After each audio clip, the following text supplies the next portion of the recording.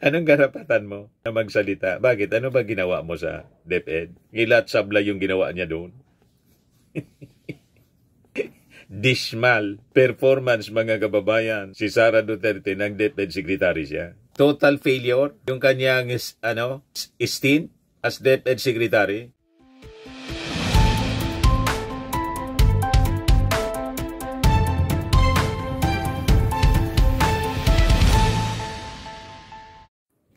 Hello po mga kababayan, si Dante Maravillas, Bicolano vlogger, broadcast journalist from Albay. Sinapalpal ng mga guro si Sara Duterte kasi nagpalabas siya ng kanyang statement, mensahe man sa mga guro sa okasyon ng National Teachers Month.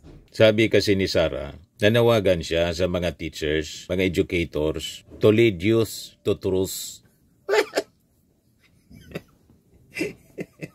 At sabi ni Sara, bahagian niya kayo kasi sa pag-ubog ng critical na pag-iisip or critical thinking. Kaya sabi ng mga guro, tanong namin niya, you want to talk about critical thinking? Seriously?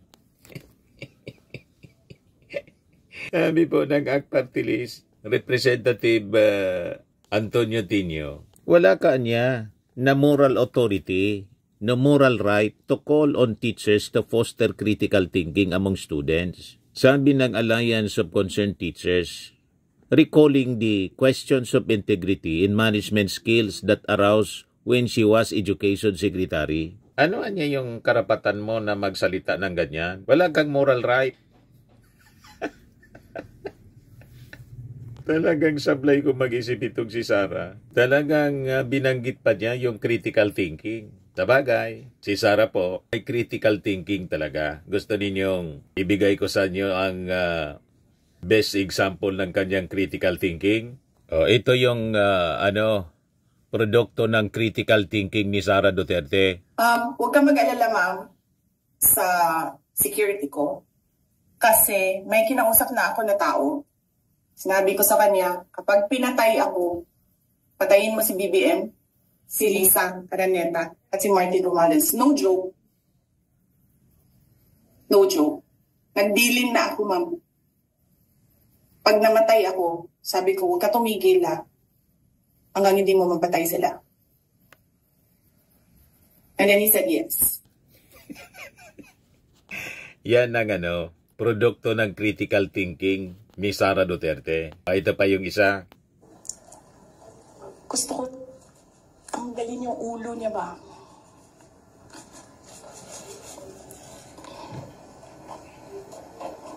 I realized toxic na yung relationship.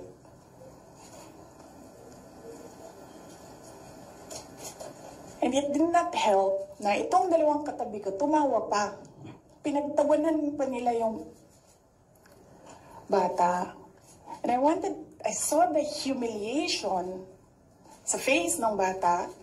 I wanted to help him.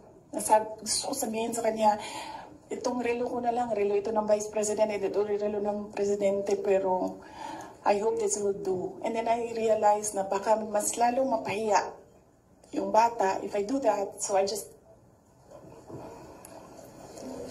myself cutting his head. Yan po ang critical thinking. Yung sinasabi niyang bata doon, kadete po ng Philippine Military Academy. Bata pa pala yun sa kanya. Ang akala ko, batang maliit, batang paslit. Doon pa lang po, wala ng critical thinking. Kasi pati yung pag-identify niya sa isang kadete na nag-graduate, isa pang batang paslit ang kanyang tingin.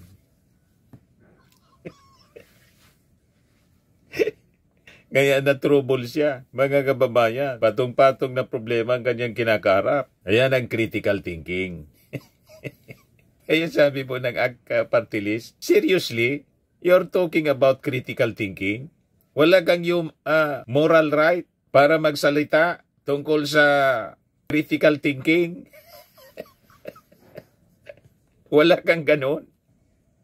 Ito, sabi dito, sa report ng Inquirer, Vice President Sara Duterte has no moral right to call on teachers to foster critical thinking among students. Sabi ng Alliance of Concerned Teachers. Ayon kay ACA Chair Vladimir Kitua, ay hindi pala si Antonio Tinio, ACT Party List Representative yun. Isa niyang hypocrisy ang panawagan ni Sara Duterte for critical thinking during National Teachers Month when the Vice President herself failed to think critically about classroom shortages, lack of textbooks and other learning materials, teachers' unpaid benefits, and budget mismanagement. Noong kanyang panahon bilang DepEd Secretary, tama naman po. Anong karapatan mo na magsalita? Bakit? Ano ba ginawa mo sa DepEd? Ngilat sabla yung ginawa niya doon. Dismal performance, mga kababayan. Si Sara Duterte ng DepEd Secretary siya. Total failure yung kanyang stint as DepEd Secretary. Sabi ng ACT Party List or Alliance of Concerned Teachers pala, walang lugar niya yung empty rhetoric mula sa isang opisyal who carries the burden in worsening the education sector's problems and allowing teachers to suffer. Lalo niya niyang pinalala yung problema ng mga teachers. O diba? Basag na basag si Sara Duterte sa mga guro. During an investigation of the House of Representatives, Duterte was found to have disbursed 612.5 million in confidential funds via security officers and not through budget officers as required by law. The 612.5 million pesos funds were made part of the articles of impeachment that the House of Representatives sent to the Senate, but the upper chamber has opted to shelve the articles of impeachment, possibly closing the book of the unexplained funds. Earlier this year, the DepEd reported that about 12.2 billion worth of questionable transactions disallowed by the Commission on Audit remained unresolved. To date, the Vice President has offered no explanation for the use of the 612.5 million pesos fund, the 4 million to 6 million disbursement, or the 12.2 billion in disallowed transactions. Sabi po ng mga guro, her only legacy niya in DepEd was her poor performance in anomalies, from worsening the crisis to the red tagging spree and even the militarization of the department, sabi po ni Kuita or Kitua. Di ba? Masyado ng adobe, mga kababayan, ng muka ni Sara Duterte na magsalita ng ganyan, manawagan sa mga teachers ng ganyan. Hindi nga niya magawa sa sarili niya. Ito yung mensahe ni Sara Duterte para sa National Teachers Month. Assalamualaikum. Sabi ni Sara. Tapos ang ending niya, laging syukran. Teachers not only shape the future of a nation, they also fortify the values that hold a nation together, and in a democracy instill the importance of freedom in the protection of our rights. Teachers build a nation through crowded rooms, limited resources, workload, and many other problems that have eroded the education system, and you serve with unwavering dedication. Yung doon pa lang sa unang paragraph ng kanyang statement po, sinasabi niya yung values daw. Wala man pong nakuhang magandang values sa inyo nung DepEd Secretary. Ano tutunan sa inyo ng mga kabataan yung inyong pagmumura at pagmumura ng tatay ninyo? Tapos yung mga masasamang salita tulad ng pagtawag mo kay Speaker Martina Tambaluslos. So yung itinuro sa iyo ng mga teachers mo, noong kabataan mo, malamang hindi man lang ninyo isinabuhay. Alangan man, tinuruan kayo ng teachers ninyo na maging bastos. Alangan man yung pagbabanta ninyo sa ating Pangulo, kay Mrs. Lisa Marcos at kay Martin Romualdez, yun ang turo ng inyong teacher. Di ba? So wala kang moral authority to speak about values na wala po sa inyo ang lahat ng ito. Di ba? Sabagay, ang gumagawa lang ng mensahe mo sa mga occasions na ganito, malamang yung staff mo man lang, nagbabasa man lang kayo. Wala man sa loob ninyo yung mga mensahe. Di ba? Sabi pa niya, binibigyang pugay namin ang lahat ng mga gurong Filipino ngayong National Teachers Month sa buong bansa at saan man sa mundo, na bahagi ng puwersa na humuhubog sa mga pangarap ng ating mga anak at sa kinabukasan ng ating bayan. Nanggagaling sa mga guro ang pundasyon ng kaalaman ng mga kabataan at bahagi kayo sa paghubog ng critical na pag-iisip or critical thinking. Yon ang hindi nagustuhan ng mga teachers. That's hypocrisy niya. Kaipokrituhan. Mahalaga ito sa panahon ng fake news, misinformation, disinformation at iba pang media at social media content na naglalayong manipulahin ang katotohanan na tama. Iyang pabrika ng fake news, sabi ni E.S. Bersamin, si Digong yung tatay po ninyo at kayo mismo. Saka yung mga DDS vlogger, sila yung pabrika ng fake news. Tingnan ninyo yung mga pinagsasabi. Lahat fake news. Pakinggan ninyo si Harry Roque. Pari-parehas kayo. Sabi pa niya, sana ay mas ianda natin ang mga kabataan sa landas ng tama at katotohanan. Anong alam mo sa katotohanan? Ano ba? Yung mga pinagsasabi nga po ninyo, lahat baliktad. Anong alam ninyo sa katotohanan? Tandaan din natin na sa bawat hamon, may papel tayo na itanim at palaguin ang pag-asa, pananampalataya at pagmamahal sa ating mga mag-aaral. Kasabay ito ng pagsusulong natin sa tagumpay ng mga nangangarap na maging doktor, guro, abogado, pulis at iba pang mga profesional. Magkaisa tayo sa pagtiyak na lumaking may talino, may dunong, may malasakit at pagmamahal ang mga kabataang Pilipino. Pagmamahal, ito ba yung uri ng pagmamahal na alam ninyo? Huwag kang mag-alala, ma'am, sa security ko. Kasi may kinausap na ako na tao. Sinabi ko sa kanya, kapag pinatay ako, patayin mo si BBM, si Lisa Araneta, at si Martin Romales. No joke. No joke. So, paano maniwala sa'yo? Ganyan ba ang uri ng pagmamahal? Malasakit at pagmamahal daw mga kababayan. Salamat sa lahat ng naglilingkod sa sektor ng edukasyon sa Pilipinas at sa buong mundo nang may pag-asa, empatiya at dedikasyon para sa tagumpay at kabataan Pilipino. Happy National Teachers Month. Mabuhay ang ating mga guro.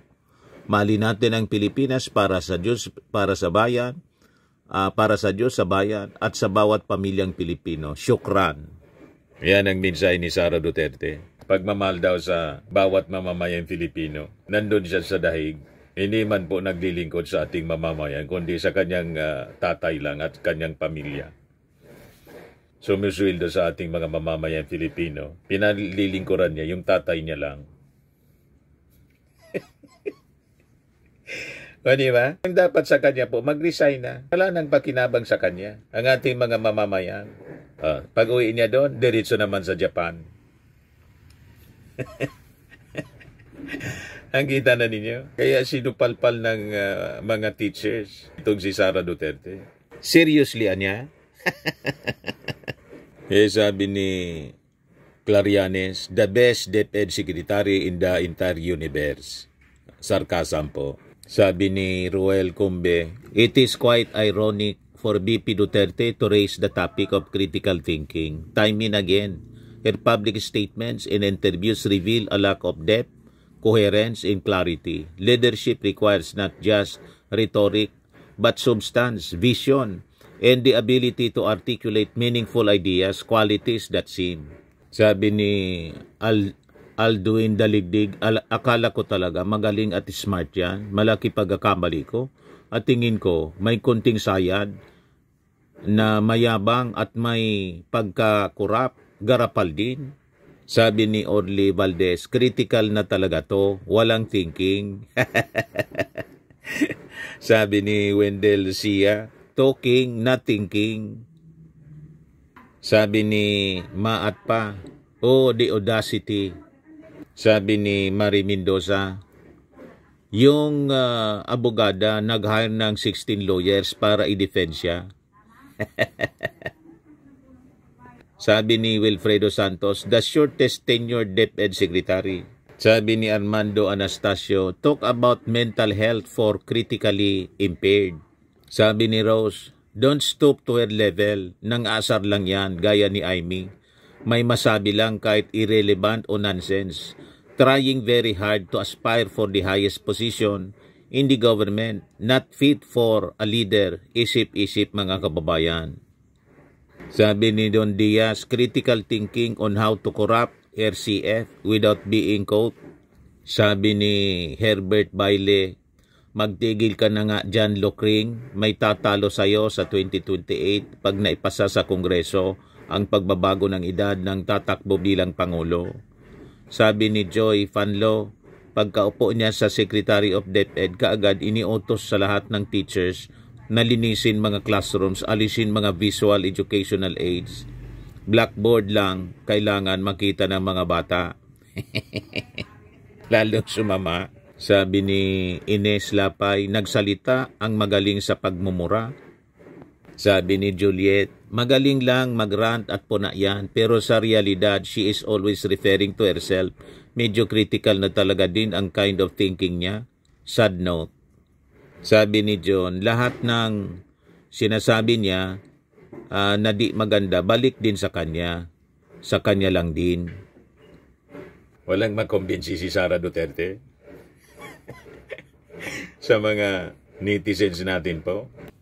Sa mga naghanap ng malinis and spacious fitness gym, pumunta lang po kayo sa aming Colossal Fitness Gym. We also offer Grab Car Rental with our brand new 2023 model ng Toyota Innova.